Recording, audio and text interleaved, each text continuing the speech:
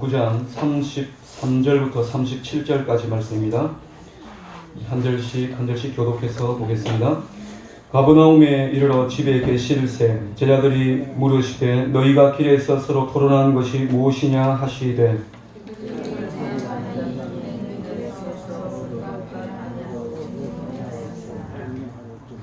예수께서 앉으사 12 제자를 불러서 이르시되 누구든지 첫째가 되고자 하면 뭇사람의 끝이 되며 뭇사람을 섬기는 자가 되어야 하리라 하시고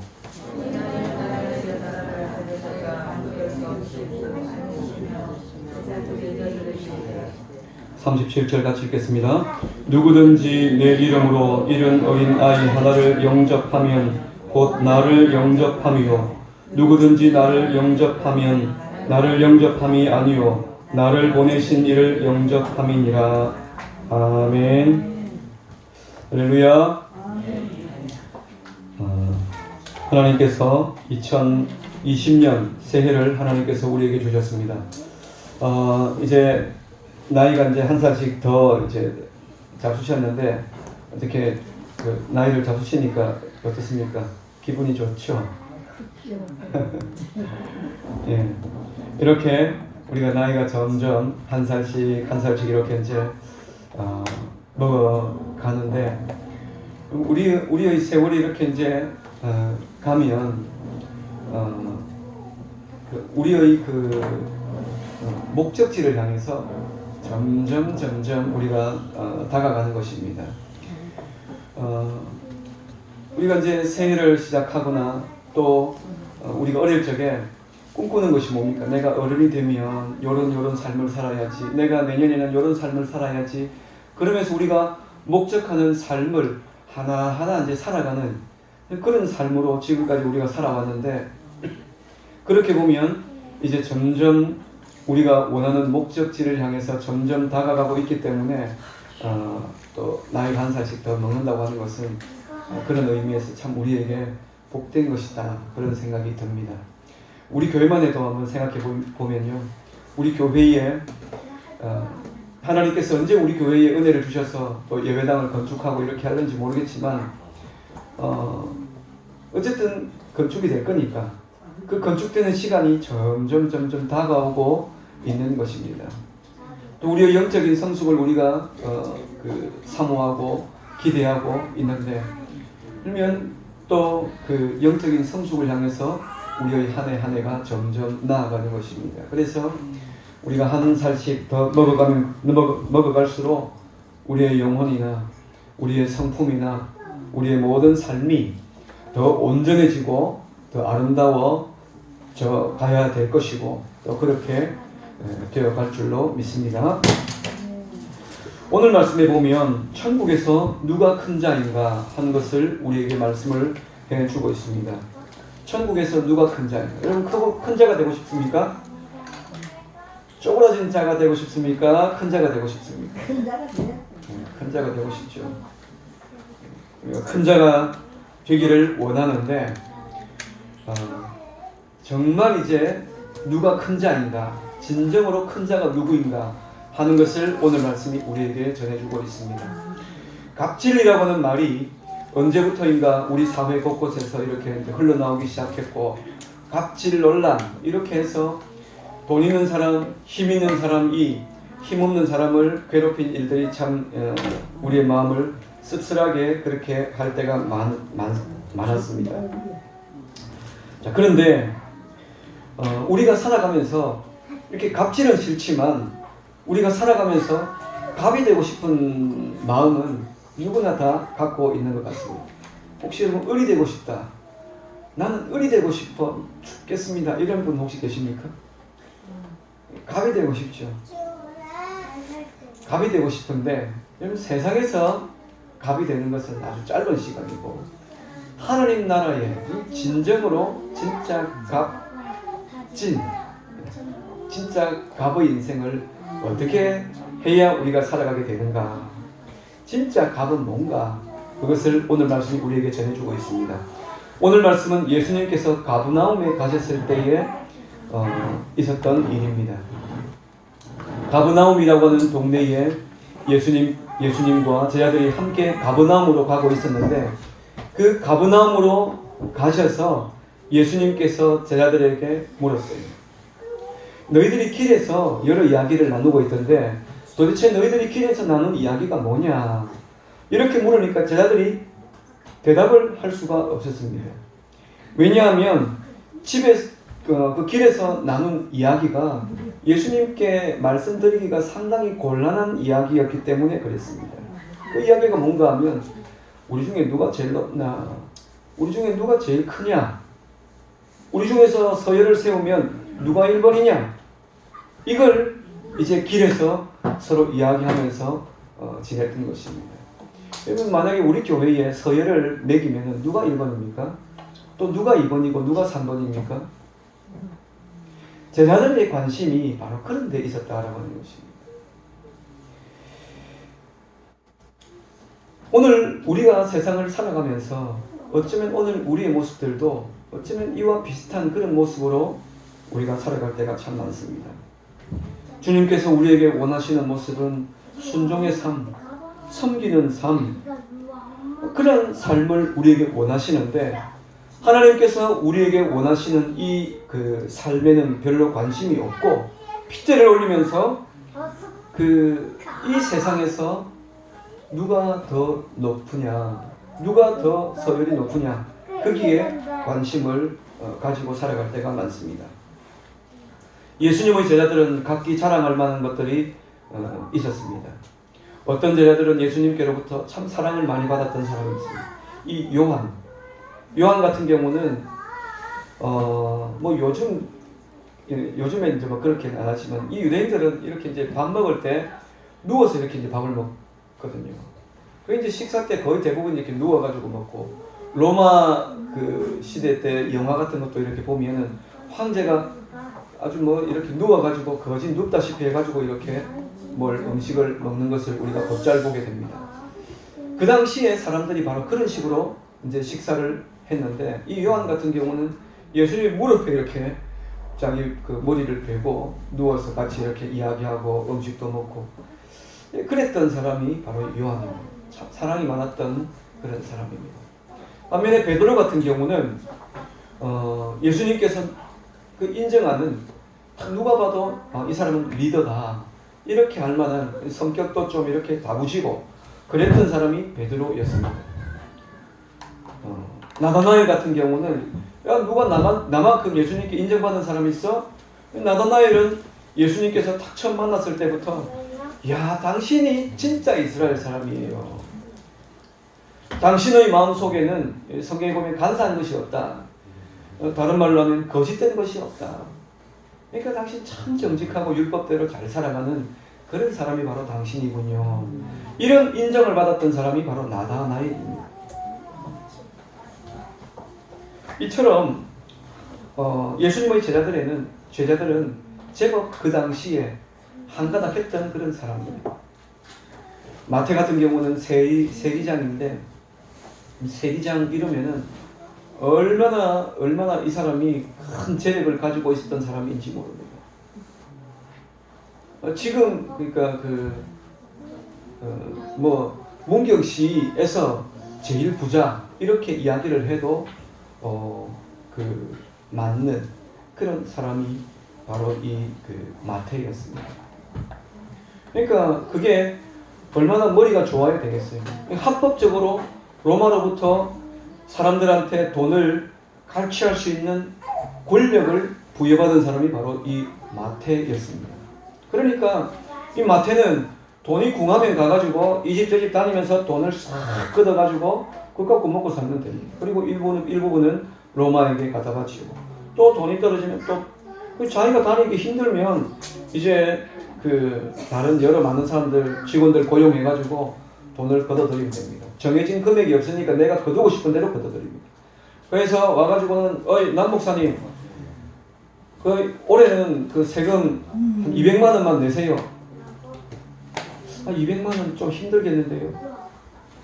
제가 뭐 좀 사정을 하면 100만 원을 깎아주고, 나 못 내겠다고 이러면은 400만 원 내세요. 이러면은 꼼짝없이 400만 원 내요. 안 그러면은 잡아다가 깜방에 집어넣어 버리면 어떻게 해요? 두들겨 패고 이러면 그런 힘을 가지고 있었던 사람이 마태였습니다. 그러니까 얼마나 부자였겠습니까? 얼마나 똑똑했겠습니까? 근데 이 모든 것들을 다 내려놓고 예수님을 따랐습니다.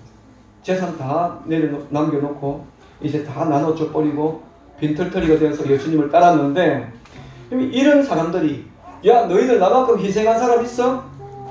이러면은 마태만큼 희생한 사람이 드물죠. 안드레 같은 경우는 내가 제일 먼저 부름받았잖아. 너희들 다 그래 봐도 나 다 소용없어. 내가 제일 먼저 부름받았어. 내가 제일 먼저 부름받았기 때문에 내가 첫 번째야. 제자들은 각기 자랑할 만한 것들이 다 있었습니다. 그러니까 이들이 서로 대놓고 자랑질을 할 만도 했었습니다. 그런데 예수님께서는 이 제자들에게 말씀하십니다. 35절 말씀을 보면 이렇게 말씀하십니다. 같이 읽겠습니다. 35절 시작. 예수께서 앉으사 12제자를 불러서 이르시되 누구든지 첫째가 되고자 하면 무사람의 끝이 되며 무사람을 섬기는 자가 되어야 하리라 하시고, 천국에서는 누가 크냐? 무사람의 끝이 되고 무사람을 섬기는 자가 천국에서 큰 자다. 그렇게 말합니다. 세상에서 큰 자는 어떤 사람입니까?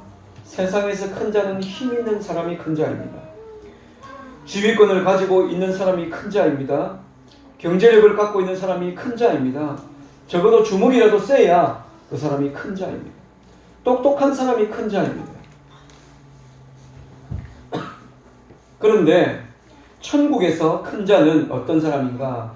천국에서 큰 자는 섬기는 자가 큰 자다. 그렇게 말하고 있습니다. 그러면 교회는 이 지상에 있는 하나님의 나라인데, 그리고 교회에서 누가 큰 자입니까? 교회에서 가장 큰 자는 가장 많이 섬기는 사람이 가장 큰 자입니다. 대접을 받는 사람이 아니고 대접하고 섬기는 사람, 낮아지는 사람, 무사람의 끝이 되는 사람, 그들의 일과 마다하지 않고 기꺼이 할 수 있는 사람, 그런 사람이 큰 자다. 그렇게 말하고 있습니다.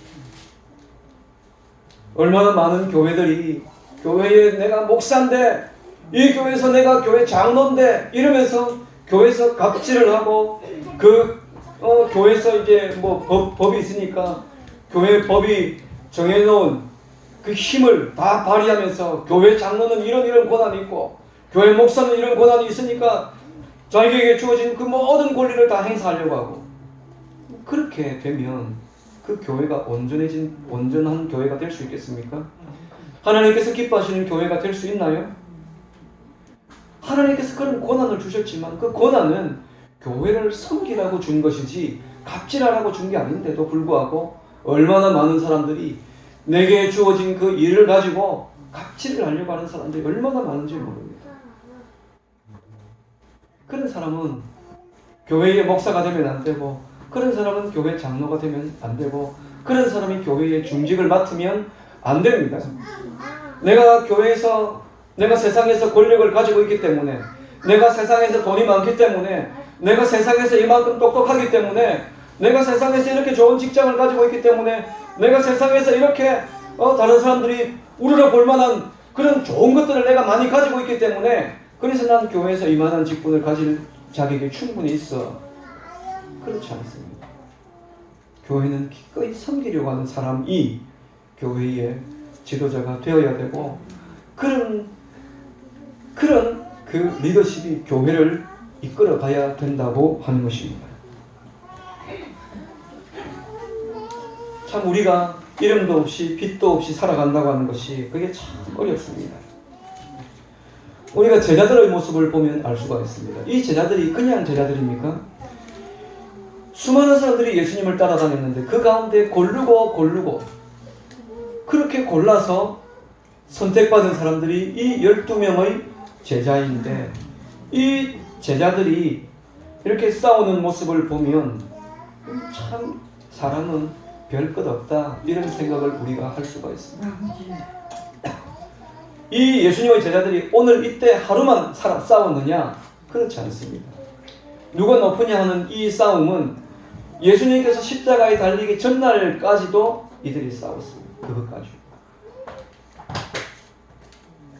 누가복음 22장 보면은 예수님께서 이제 마지막 제자들과 함께 십자가를 지시기 전 마지막 밤 만찬을 제자들과 함께 나눌 그때에 그 시간에 이제 식사를 이렇게 이제 하는데요. 유대인들은 식사를 하기 전에 손을 씻고 귀한 손님이 오면 발을 씻기고 이렇게 하고 식사를 합니다. 이 정결 예식이 굉장히 그들에게 있어서 중요한데, 그런데 예수님과 함께 식사 자리에 앉은 이 제자들이 밥을 먹으려고 탁 앉기는 앉았는데요. 밥 먹읍시다. 식사 시간이 돼가지고 쫙 앉았는데 어떻게 되는가 하면 누군가는 일어나서 다른 사람들의 발을 씻기고, 특별히 예수님의 발을 씻겨야 돼요. 자기들이 선생이잖아요. 누가 씻겨야 되겠습니까? 베드로가 일어나가지고 내가 예수님의 수제자입니까? 내가 예수님의 발을 씻겨드려야지. 그렇게 일어나지 않았습니다. 야, 내가 수제자인데, 야, 너 빌리, 너가 가가지고 예수님 발 씻겨야지. 내가 왜 발을 씻기냐? 요한, 네가 해. 너 예수님 사랑 많이 받았잖아. 너가 발 씻겨. 이러면서 서로 눈치 보면서 입 비축거리면서 그렇게 그 식사 시간이 그렇게 흘러가고 있었습니다. 어쩌면 예수님께서 기다리고 있었던 것 같아요. 기다리시면서 도대체 누가 이렇게 섬기는 일을 감당할까? 누가 낮아져서 이렇게 다른 사람들의 발을 씻겨줄까? 기다렸는데 아무도 발을 씻겨주는 사람이 없었습니다. 그때 예수님께서 허리에 수건을 두르고 대야를 가져다가 제자들의 발을 씻기시기 시작했습니다. 한 사람의 발을 씻기고 또 발을 씻기고, 나중에 베드로에게 가니까 예수님 저 안 씻습니다. 그 다른 사람도 아니고 예수님께서 어떻게 내 발을 씻깁니까? 아직 안 합니다. 이렇게 베드로가 그렇게 큰 소리를 쳤습니다. 왜 그런가? 베드로의 머릿속에는 발 씻기는 건 누가 씻겨야 된다고요? 낮은 사람이 씻겨야 되는데 지금 예수님께서 자기 발을 씻기니까 예수님 말고 저기 있는 저 요한이 내 발을 씻겨야지. 저기 있는 다른 제자들이 내 발을 씻겨야지. 왜 예수님께서 내 발을 씻기냐고. 베드로의 반발이 바로 그런 것이었습니다.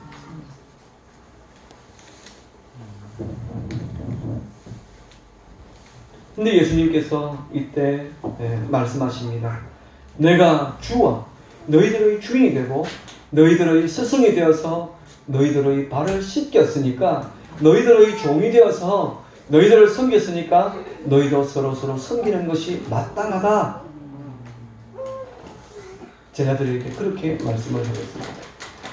오늘 우리에게 있는 우리에게 일어나는 모든 문제의 근원은 어디에 있느냐? 종노릇하지 않으려고 하는 데서 일어나게 됩니다. 교회에서나 가정에서나 직장에서나 내가 어떤 사람인데 내가 이따위 일을 하려고 내가 이렇게 하고 있는 줄 알아요? 이렇게 할 때가 참 많습니다.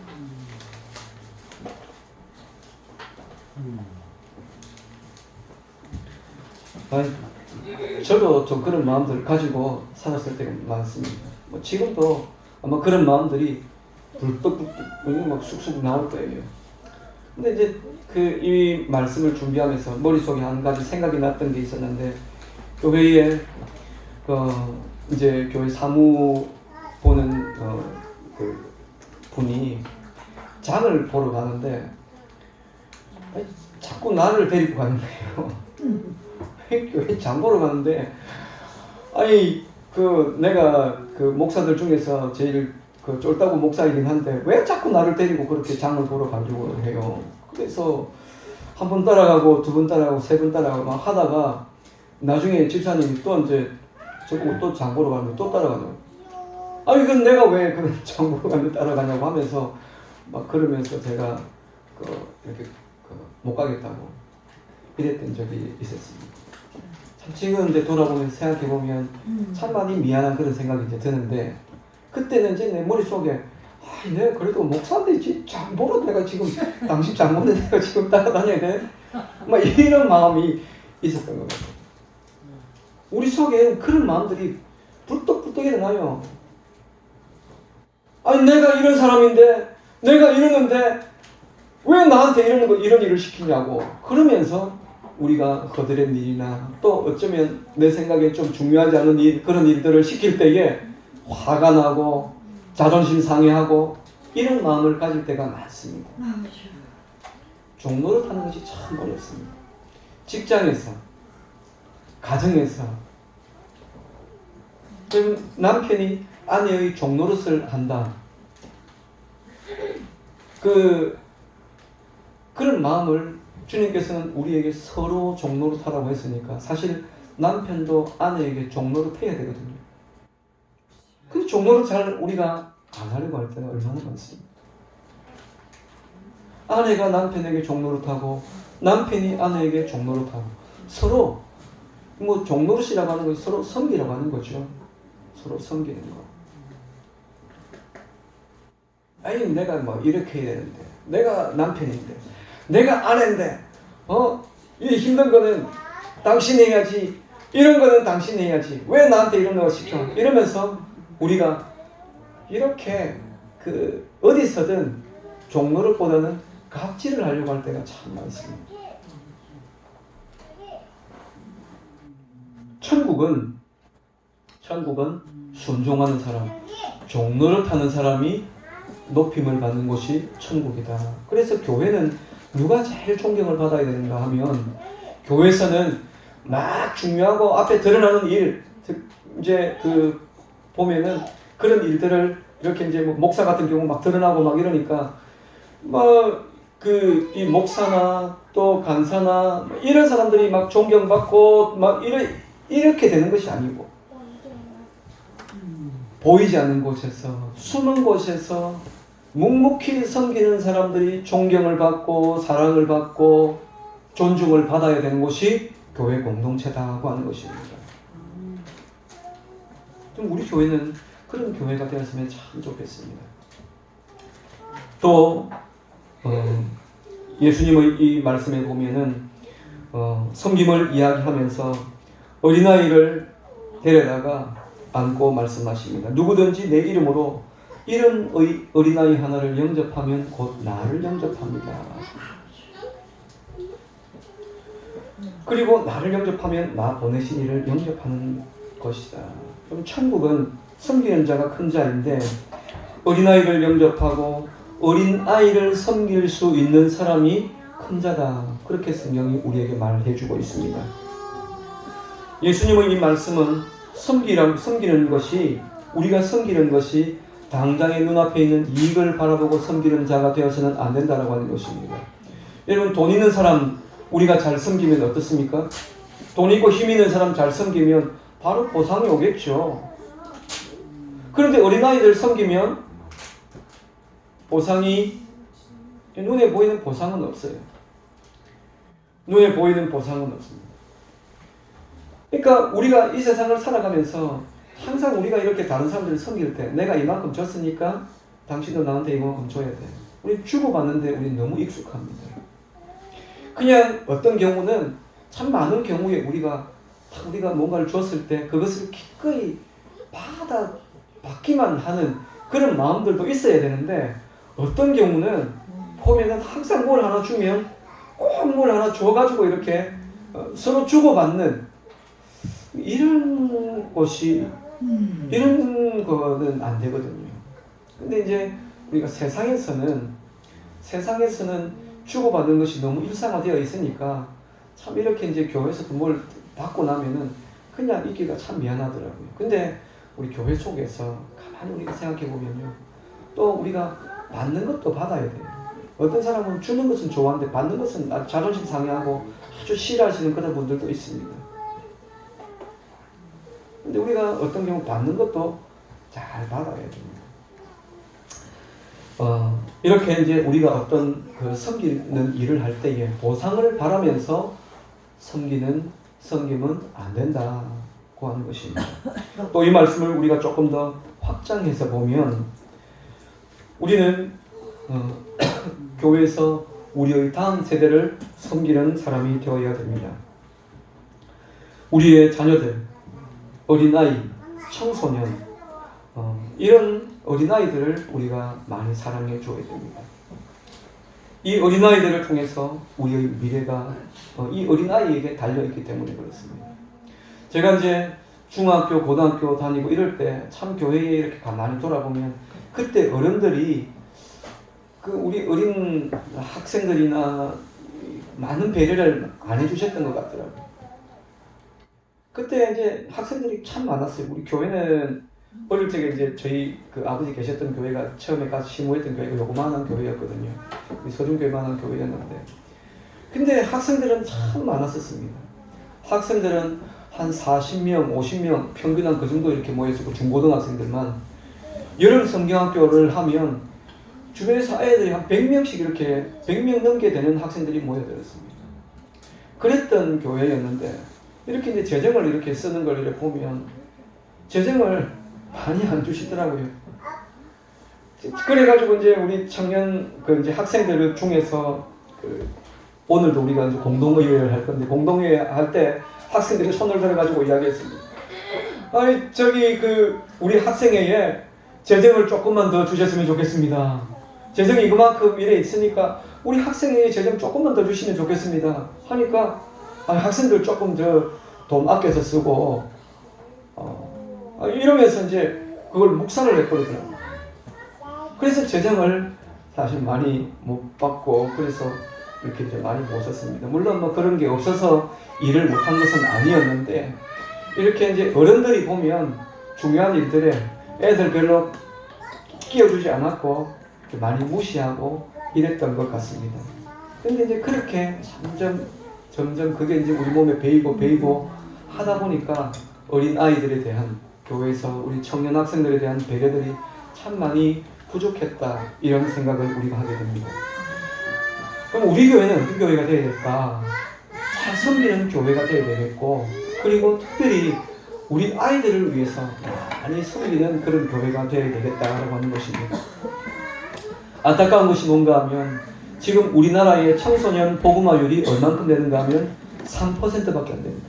100명 중에 3명만 예수님 믿고 나머지는 예수님 믿지 않습니다. 이건 거의 저 중동에 있는 나라들하고 거의 비슷한 수준. 그보다 지금은 중동보다 우리가 더 못해요. 중동에는 지금 굉장히 복음화율이 막 어마어마하게 많은 청년 학생들이 예수님께로 돌아오고 있습니다. 이란 이런 나라들이 기독교에 대한 박해도 많지만 개종해서 기독교인이 되는 사람들의 숫자가 지금 어마어마하게 지금 많습니다. 근데 지금 우리나라가 큰 위기 가운데 빠졌습니다. 청년들이 또 많은 젊은 분들이, 학생들이 교회를 떠나고 더 이상 교회에 오려고 하지 않습니다. 왜? 세상에서 좋은 것이 너무 많으니까, 세상에 즐길 것이 너무 많으니까 교회 가면 재미도 없고, 그러니까 세상을 향해서 달려나가고, 믿는 자의 자녀들도 더 이상 믿음 생활을 하지 않는 그런 자녀들이 얼마나 많은지 모릅니다. 아버지는 목사고 권사인데, 아버지는 장로인데 자식들은 교회 가지 않아요. 그런 가정들이, 그런 집들이 참 많습니다.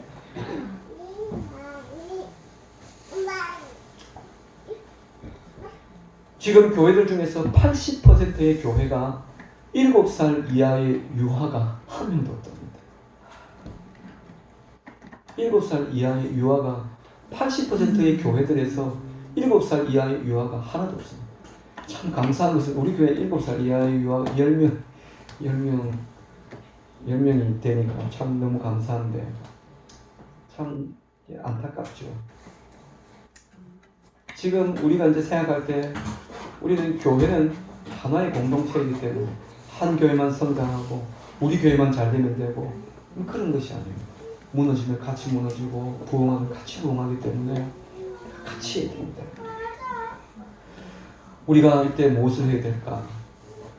우리 다음 세대를 위해서 우리가 기도해야 됩니다.